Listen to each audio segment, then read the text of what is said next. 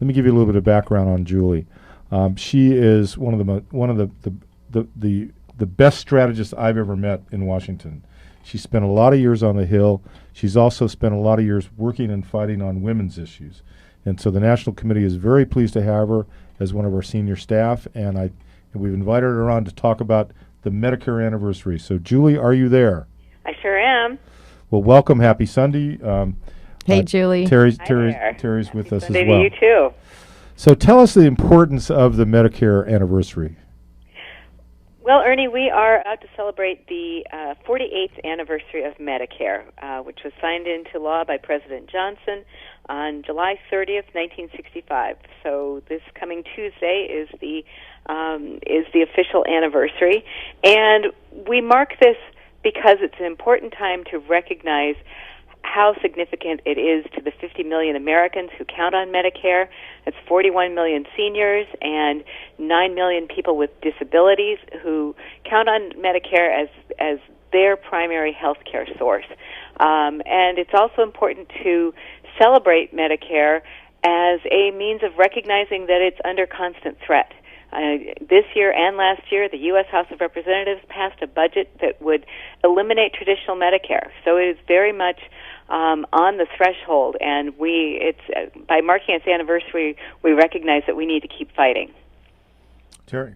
Yeah, I'm so thrilled, Julie, that you're doing this work around Medicare. It is extremely important, and we do know that coming right around the corner, right after the August recess, the federal government is going to be struggling over the debt ceiling, over the budget. We know that Republican leadership in the House has proposed yet another budget that indeed does cut Medicare once again. It cuts Medicare. It devastates Medicare. Go ahead. You were going to comment? Yeah, absolutely. And Terry, thank you. Thank you to the members at NOW who have focused their time and energy on Medicare and Social Security and recognizing how important these programs are to keeping women, particularly, out of poverty and making sure that women have a dignified retirement. 55% of Medicare beneficiaries are women, and we live longer. We need Medicare, and we welcome all to this challenge, and particularly happy to have NOW members working alongside us. And one of the dangers that we face in the public argument is this terrible lie about Medicare, Julie, that it's going broke, and we know very well that the changes in the Affordable Care Act, the changes that reduced the overpayment to insurance companies and other medical and practical efficiencies that happened, helped the solvency issue and helped it by a number of years. Do you want to comment on that? Because I think that's one of the challenges we face, is solidifying public opinion around the question of Medicare solvency. Absolutely. Thank you for bringing that up, because we all know that healthcare costs tend to go up a little bit every year, and Medicare's costs are growing at a much slower rate than the rest of healthcare, and that is due in large part to the Affordable Care Act. At the same time, the Affordable Care Act has provided seniors more services. Seniors can get preventive health screenings, cancer screenings, mammograms, cervical exams, with no out-of-pocket payment. And the prescription drug donut hole is closing. It will close by 2020. We've actually supported a budget proposals that would close it even faster. But Medicare has improved for seniors and has brought costs down.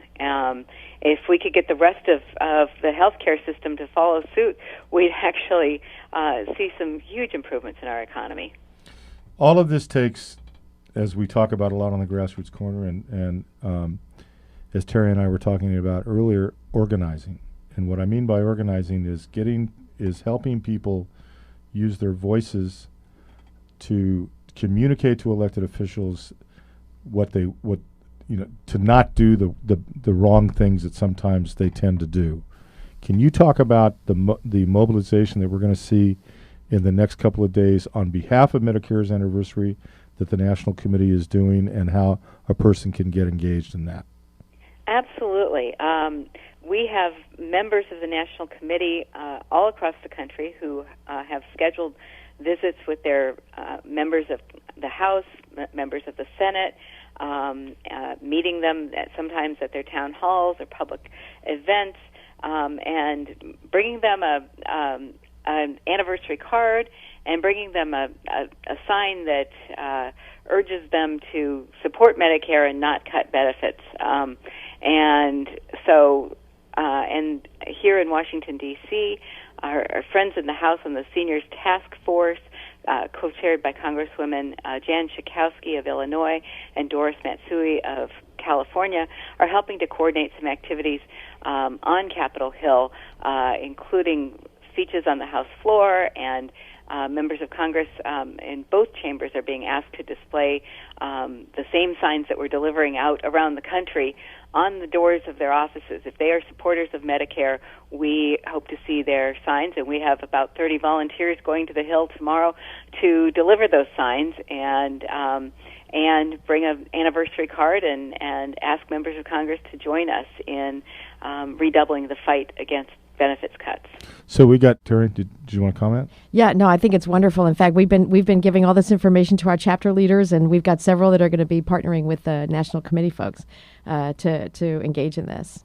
So we got people on the Hill going tomorrow with a message, with signs, with lapel stickers, with the main points about Medicare, and then folks around the country visiting both U.S. senators and House members as delegations at the district level. So how does somebody find out about that, whether they've got a local district visit?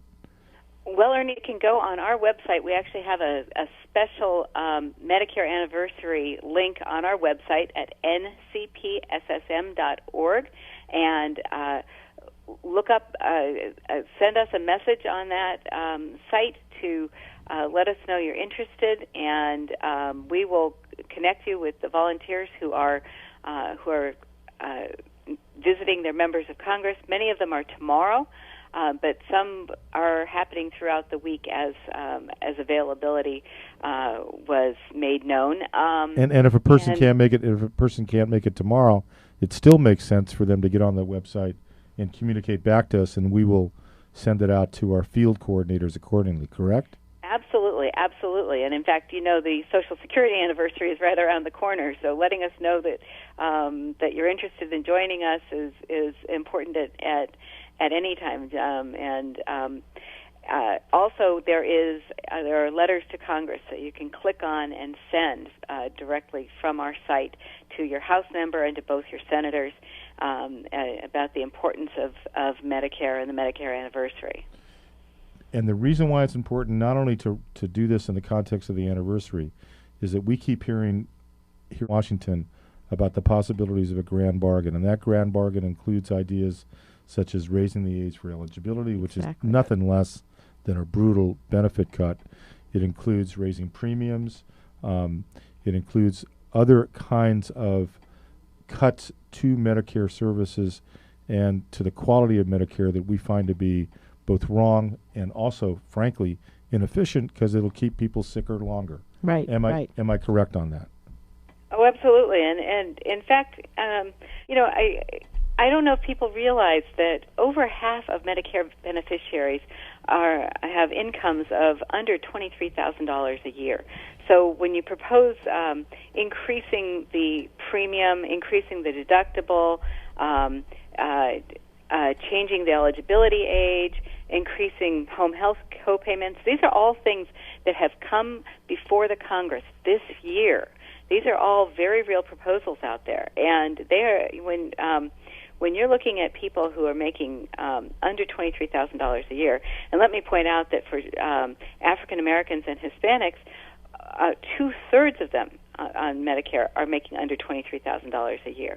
So seniors and people with disabilities just don't have any more flexibility to pay more.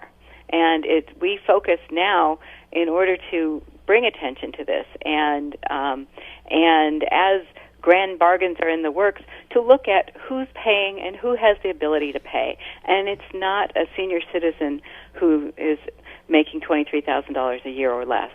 Yeah, no, Julie, this is Terry. When you think that the justification for all of these cuts, is that, well, gee, the times are tough, economic times are tough.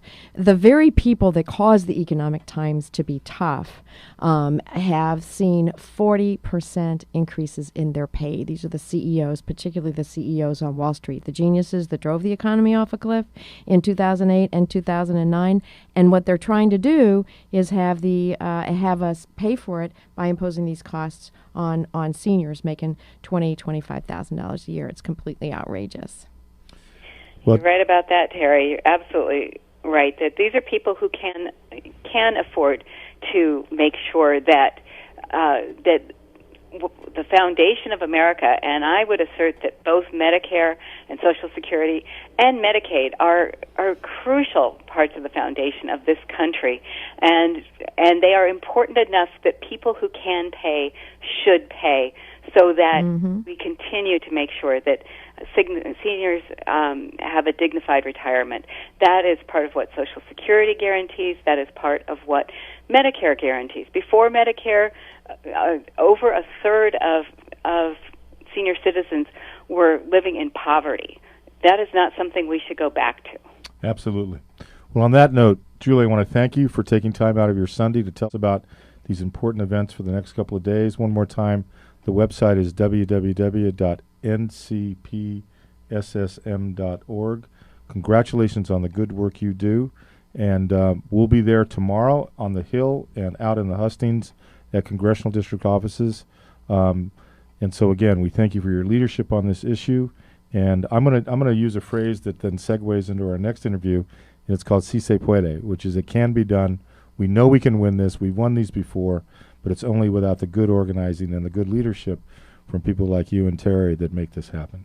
So well, thank you to you both. You're two of the people I admire the most. Thanks for having me on. Okay, Julie, we'll see you in the morning, and good work. We'll be right back with Christina Graham with the Cesar Chavez Foundation.